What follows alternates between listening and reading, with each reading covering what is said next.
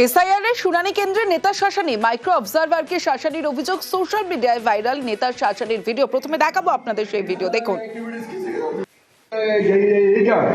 नहीं sir, sir ठीक है सर, हम लोग करेंगे। इस तरह की एक्टिविटीज किसी के साथ नहीं करना, नहीं सर, बहुत बुरा हो जाएगा।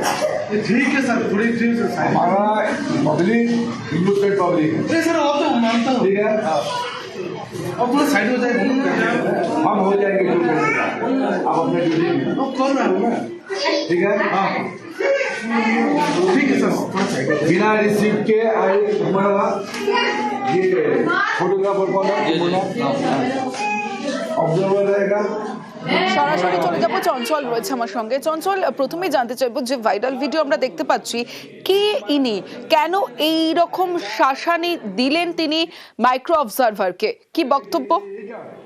এবং গতকালকের ঘটনা যে ইসলামপুর ব্লকের যে ধনতলা হাই স্কুল আছে, সেই ধনতলা হাই স্কুলে কিন্তু হিয়ারিং চলছিল, হিয়ারিং এর শুনানি হয় এবং সেখানে যার বিতর্কীয় উঠে আসছে তিনি হচ্ছেন উত্তর দিনাজপুর জেলার মাইনরিটি সেলের কিন্তু সভাপতি রয়েছেন এবং তিনি কিন্তু সেই কেন্দ্রে যাওয়ার পরে তিনি লক্ষ্য করেন যে মানুষকে কিন্তু হয়রানি করছে, হয়রানির অভিযোগ তিনি নিজেই তুলেছেন যে সেখানে যে মাইক্রো অবজারভার রয়েছে তিনি সাধারণ মানুষ ভোটারদের সাথে দুর্ব্যবহার করছেন এবং সেটা দেখে কিন্তু সেই মাইক্রো অবজারভারের সাথে তার তর্কাতর্কি শুরু হয় এবং সেই ভিডিও সোশ্যাল মিডিয়ায় ভাইরাল হতেই কিন্তু রীতিমতো একটা এলাকায় রাজনৈতিক পদক তুলে রয়েছে। তবে ট্রাভেল ডাক্তার যিনি রয়েছেন, তার নাম উঠে আসছে, তিনি কিন্তু পরিষ্কার ভাষায় বলেছেন যে ওই অবজারভার সাধারণ মানুষ ও সাধারণ ভোটার যারা গিয়েছিলেন তাদের সাথে দুর্ব্যবহার করছেন, তারই প্রতিবাদ করছেন, এমনটা তিনি জানিয়েছেন বলে।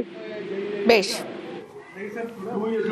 আমি দেখেছি কি সকাল থেকে নিয়ে সন্ধ্যা পর্যন্ত তার সঙ্গে একটা মিসবিহেভের মতন কথা, যে ল্যাঙ্গুয়েজগুলোকে আমরা অ্যাকসেপ্ট করতে পারিনি। দাঁড়িয়ে আছে মহিলাগুলোর ভিতরে, আমার নজর সামনে ও মাইক্রো অবজারভার ওরাকে ধাক্কা দিয়ে চলে যাচ্ছে, আগে বড়ো আগে বড়ো, এটা কি আগে বড়ো আগে বড়ো। ওই যে কাগজগুলো জমা দিতে আসে সেই জিনিসটাই আপনার দায়িত্ব আছে, ওই ভালোভাবে নেন। আর যদি মানুষের সঙ্গে এইরকম আপনারা নোংরায় আপনারা বিহেভ করতে থাকবেন তো আমরা ছাড়বো না। এর জন্য কালকে একটু তর্কাতর্কি হয়, ওনাকে বারণ করলেন যে ডিউটি আপনার আছে আপনি ডিউটি পালন করেন। একটা ছবি দেখাই আপনাদের, শ্রাবন্তী ঘোষ, ছবিটা দেখুন। এসআইআর হিয়ারিং এ এসেছেন, যাকে দেখছেন ইনি শ্রাবন্তী ঘোষ। সিঙ্গুরে বাড়ি, হাঁটাচলা করতে সমস্যা, 100% বিশেষভাবে সক্ষম। তাকেও শুনানিতে ডাকা হয়েছে এবং শুনানিতে হাজিরা দিয়েছেন এই অবস্থাতে। সরাসরি চলে যাব, রানা রয়েছে আমার সঙ্গে, রানার সঙ্গে কথা বলবো। রানা, কোথাও গিয়ে কমিশনের নির্দেশকে কেউ তো তোয়াক্কা করছে না, না হলে এই ছবিটা আজ দেখতে হতো না।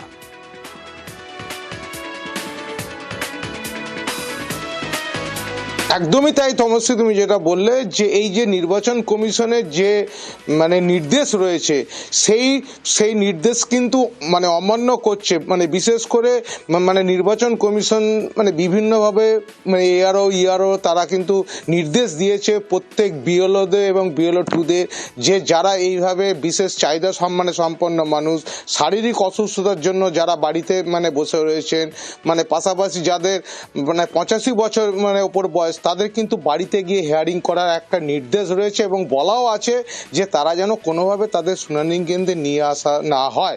কিন্তু আজকে যেটা দেখা গেল, সিঙ্গুর বিডিও অফিসে সিঙ্গুর 2 নম্বর গ্রাম পঞ্চায়েতের 106 নম্বর মানে হচ্ছে বুথের হচ্ছে ভোটার শ্রাবন্তী ঘোষ, 100% যে বিশেষ চাহিদা সম্পন্ন এক মহিলা, তাকে কিন্তু যেভাবে টোটোতে করে মানে নিয়ে আসা হয়েছে, শুধু তাই না, সে মানে দাঁড়াতে পারে না, বসতে পারে না, তাকে তার নাত বৌমা ও তার ভাই তারা দুজন হিয়ারিংয়ের এখানে এসে তারা হিয়ারিং করিয়েছেন। তবে হ্যাঁ, তাকে মানে বেশিক্ষণ দাঁড়াতে হয়নি, সঙ্গে সঙ্গে তার কিন্তু হিয়ারিং করে তাকে ছেড়ে দেওয়া হয়েছে।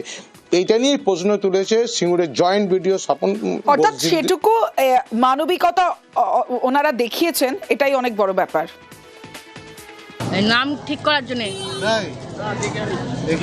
কষ্ট করে আসতে হলো, আমাদের বাড়ির লোক ওকে নিয়ে এসছে তো, সমস্যা পায়ে হাতে সমস্যা। তোমার কষ্ট হচ্ছে না?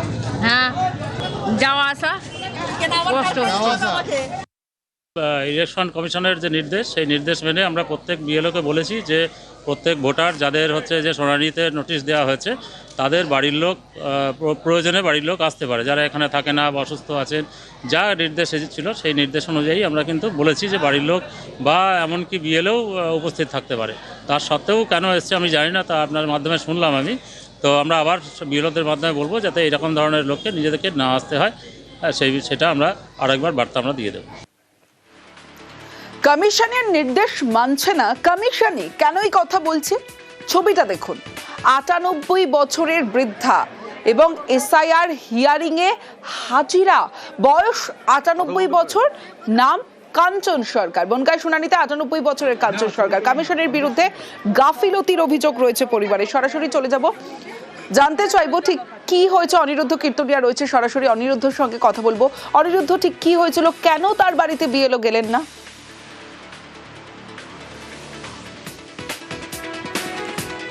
দেখো তমশ্রী, একদমই উত্তর ২৪ পরগনার গাইঘাটা ব্লকের ডুমা গ্রাম পঞ্চায়েতের বাসিন্দা এই কাঞ্চন সরকার, যার ৯৮ বছর বয়স, আজ গাইঘাটা বিডিও অফিসের হিয়ারিংয়ে এসেছিল বৌমার সঙ্গে এবং টোটো ভাড়া করে সেখানে হিয়ারিংয়ে এসেছিল। যদিও বিএলও এই বিষয়ে রীতিমতন জানিয়েছেন যে তার পরিবারকে জানানো হয়েছিল যে কাঞ্চন সরকারের বিডিও অফিসে আসার প্রয়োজন নেই, তার হয়ে তার বৌমা হিয়ারিংয়ে এসেছিল। কেন তিনি এসেছেন সে বিষয়ে তিনি জানেন না, তেমনই কিন্তু জানিয়েছেন বিএলও। কিন্তু প্রশ্ন এখানেই যে একজন ৯৮ বছরের বৃদ্ধা, তার ভোট রাখার জন্য রীতিমতন পরিবারের পক্ষ থেকে অভিযোগ তোলা হচ্ছে যে বিএলও জানিয়েছিল যদি ভোট রাখতে হয় তাহলে হিয়ারিংয়ে যেতে হবে। সেই কারণেই এই বৃদ্ধাকে নিয়ে আসতে তারা বাধ্য হয়েছেন বিডিও অফিসে। ডুমা থেকে বিডিও অফিসের দূরত্ব ৪ থেকে ৫ কিলোমিটার, সেখানে রীতিমতন টোটোতে করে তারা নিয়ে এসেছেন। এই বৃদ্ধা যাকে বাড়িতে গিয়ে হিয়ারিং করার কথা রয়েছে, তাকে নিয়ে রীতিমতন এই বিডিও অফিসে আসায় পরিবারের পক্ষ থেকে হয়রানির অভিযোগ তোলা হয়েছে। অন্যদিকে বিএলওর তরফ থেকে জানানো হয়েছে যে পরিবারকে জানানো হয়েছিল না এসেও অন্য কেউ এলেই তার হিয়ারিং হতে পারে। কেন নিয়ে আসা হয়েছিল সে বিষয়ে তিনি জানেন না, তেমনই কিন্তু তিনি অস্বীকার করেছেন। আমার শাশুড়ি 2002 সালে ভোটার লিস্ট নাম নেই, এমনি ভোটার আছে।